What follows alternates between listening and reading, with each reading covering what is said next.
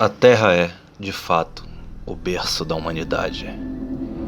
Mas ninguém pode permanecer no berço pelo resto da vida. Tal qual como nas grandes navegações do passado, a jornada pela conquista do espaço trará muitos desafios. E de fato, nessa odisseia, o céu não é o limite.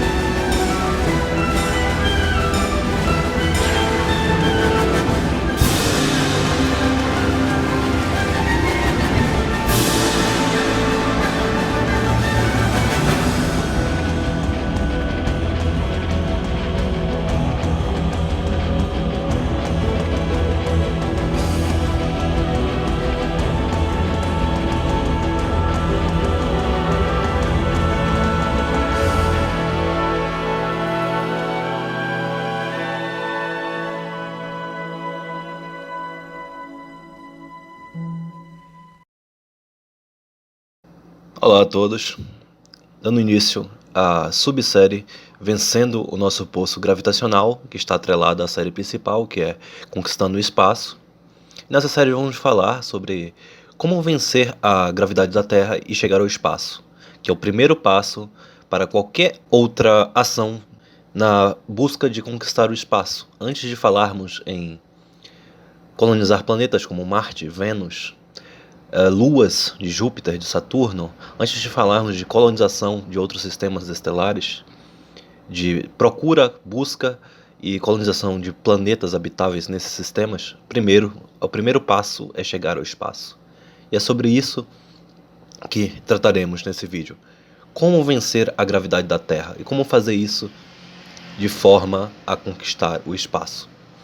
Eu quero começar com uma introdução histórica acerca da corrida espacial e da luta humana para chegar ao espaço. Bom, a coisa mais importante que vai começar nessa lista começa em 1942, quando a Alemanha do Bigodinho ela construiu o primeiro míssil balístico da história humana, que nada mais é também do que um foguete espacial. Não existe muita diferença entre um míssil balístico e um foguete espacial. O líder do programa de mísseis balísticos alemães, Werner von Braun, ele tinha como principal objetivo não a guerra em si, não o uso militar, mas ele era um sonhador. Ele queria ver a humanidade pisar a Lua, chegar aos outros planetas. Ele queria ver a humanidade dominando o espaço, deixando a Terra. Mas como ele estava na Alemanha no período da Segunda Guerra Mundial, ele acabou vendo o sonho dele ficar em segundo plano. Então, em 1942, ocorre um lançamento do foguete V2, né, o primeiro míssil balístico do mundo, e esse foguete ele chega a 100 km de altitude na atmosfera e ele passa a linha de Kármán.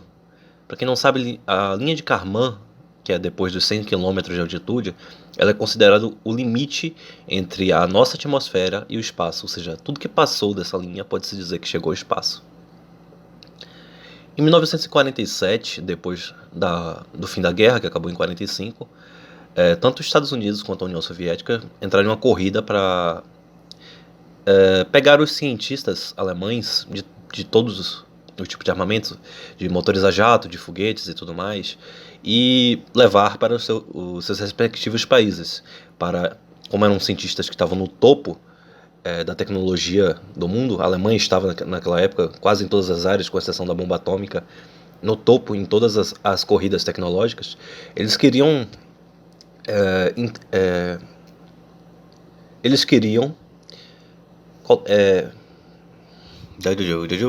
eles queriam que esses cientistas entrassem nas suas comunidades científicas para acelerar o progresso. Então, em todas as áreas isso foi feito, inclusive com a área de foguetes.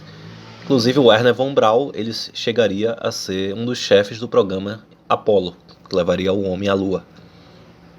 Então, em 1947, o primeiro animal chega ao espaço, que é a mosca da fruta. Os Estados Unidos, usando um foguete V2 modificado, enviou uma mosca da fruta para o espaço. Em 6 de outubro de 1957, o primeiro satélite artificial é enviado ao espaço, que foi o Sputnik 1, enviado pela União Soviética. Ou seja, a União Soviética sai na frente colocando o primeiro satélite no espaço. Em 1957, o primeiro mamífero chega à órbita. A cachorra Laika, também enviada pela União Soviética no satélite Sputnik 2. Valendo lembrar que tanto o Sputnik 1 e 2 eles não ficaram eternamente em órbita como um satélite, eles acabaram reentrando na Terra. E o triste da história da Laika, né, que estava no Sputnik 2, é que ela só sobreviveu por algumas horas, ela acabou morrendo por causa da alta temperatura.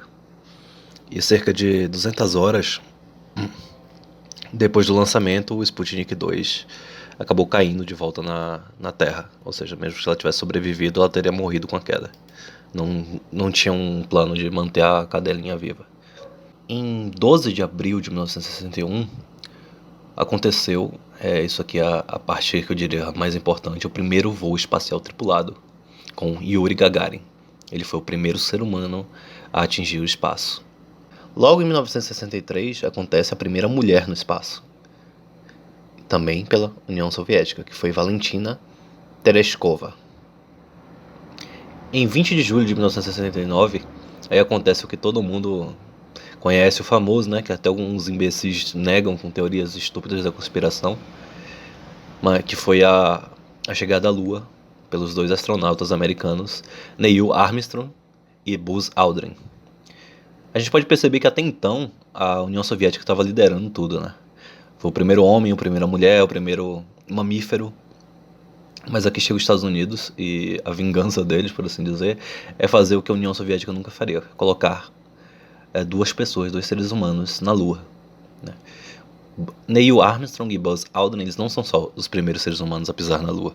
Eles são os primeiros seres humanos a pisar em qualquer corpo celeste, que não a Terra. Então os Estados Unidos deu um golpe severo na União Soviética. E por isso que muitos consideram que eles ganharam a corrida espacial, embora a União Soviética tenha largado primeiro. Mas continuando, Neil Armstrong e Buzz Aldrin não seriam os únicos seres humanos a pisarem na Lua, né? Os Estados Unidos mandariam muito mais pessoas, ou seja, eles não só queriam vencer, eles queriam humilhar. Para vocês terem ideia, o programa Apollo, ele durou entre 1969 e 1972, ou seja, 3 anos. E eles culminaram com 12 seres humanos, todos americanos, pisando na Lua, né? Todos eles. O último foi Eugene Cernan. Seguindo aqui, em 12 de abril de 1981, acontece o primeiro voo orbital de uma espaçonave reutilizável, o famoso ônibus espacial, que foi uma ideia fracassada, porque, em que sentido? A ideia do ônibus espacial era ser bem mais barato, pela questão da reutilização, essa questão muito importante que eu vou abordar logo futuramente, do que o foguete anterior, porque o foguete usado pelo programa Apollo era o Saturn V. O Saturn V, ou seja, Saturno V, ele permanece até hoje como o foguete mais poderoso já feito e lançado pela raça humana. Até hoje ninguém conseguiu bater o Saturno V, mas ele vai ser... Logo ele será batido pela Starship da SpaceX. Mas voltando ao assunto, em 1990 acontece o início de uma cooperação mundial, né, liderada principalmente pelos Estados Unidos e pela Rússia, para a construção de uma estação espacial internacional. E essa estação ela existe até hoje. No começo dos anos 2000, a primeira tripulação chega à Estação Espacial Internacional para permanecer. Nós temos recordes de pessoas que passaram quase 2 anos nessa estação. E, como eu disse, até hoje ela ainda está circundando a Terra. A última missão do ônibus espacial, ela aconteceria em 2011, e isso aqui seria um marco, porque depois dessa última missão, os Estados Unidos ficaria basicamente estagnado, né? A NASA estagnaria, não teria nenhum novo veículo para lançar humanos no espaço, de 2011 até tempos recentes. E como é que os Estados Unidos conseguiria enviar humanos para o espaço? Bom, para onde eles enviariam? Até porque nunca mais voltaram à Lua. Bom, todos os humanos que os Estados Unidos enviaram ao espaço depois do programa Apollo seriam enviados à Estação Espacial Internacional. E depois de 2011 isso seria feito pelos russos, ou seja, isso seria muito humilhante para os Estados Unidos. Eles passam a depender de foguetes russos para enviar pessoas e até carga para a Estação Espacial Internacional. Primeiramente, as motivações para chegar ao espaço foi no contexto da Guerra Fria, não só de uma questão de defesa, ou seja, porque a mesma tecnologia que você precisa para fins pacíficos, para enviar pessoas de carga, satélites para o espaço, é a mesma tecnologia necessária para enviar uma bomba atômica na fuça do seu inimigo do outro lado do mundo. Ou seja, quem liderasse a corrida espacial também estaria na vantagem na questão bélica, da questão de guerra, de lançamento de mísseis balísticos intercontinentais portadores de ogivas nucleares. E também não era só a questão de estar na vantagem tecnológica frente à guerra, mas também tinha a questão, vamos dizer assim, de mostrar que o seu país era melhor que o inimigo. Meio de como se fosse um esporte, literalmente uma corrida. Quem chega primeiro, quem é melhor. Assim como Estados Unidos e União Soviética tentavam vencer um aos outros nas Olimpíadas em esportes, o mesmo era feito no espaço. Então aqui vemos que a motivação era puramente dar, e vamos dizer assim, de honra.